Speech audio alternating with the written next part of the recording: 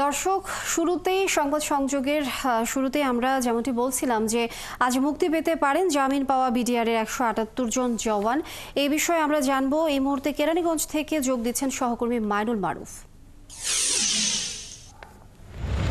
মাইনুল, আপনি সেখানে আছেন, আপনি জানাবেন বিডিআর সদস্যরা আজ কখন মুক্তি পেতে পারেন এবং জামিননামা আদালতে পৌঁছেছে কিনা, আর এই বিষয়ে স্বজনরাই বা কি বলছেন?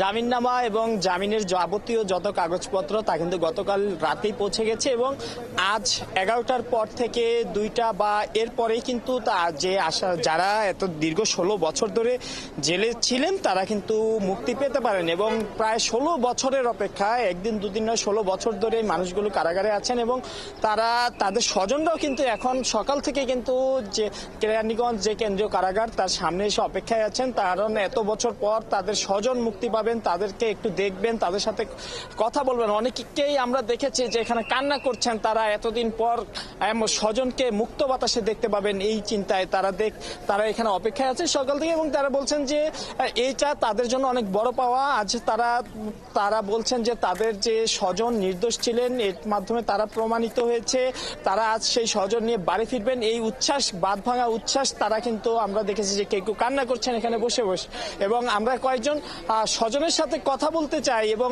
তাদের কাছ থেকে জানতে চাই আজকে কে মুক্তি পাবেন। আপনার কে আছে? আমার বাবা। আপনার বাবা কত বছর ধরে আছেন? 16 বছর। 16 বছর ধরে।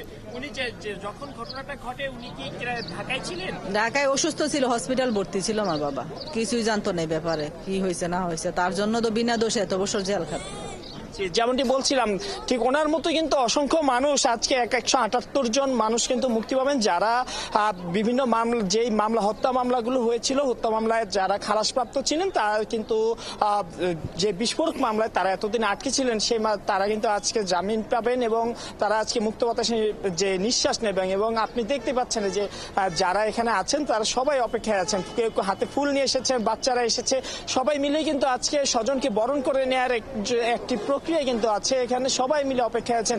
এবং মাইনুল মারুফ, আপনি খবর রাখতে থাকুন, আমরা এই বিষয়ে আবারও জানবো পরবর্তী সংবাদে। দর্শক, মাইনুল মারুফ যুক্ত ছিলেন কেরানীগঞ্জ থেকে।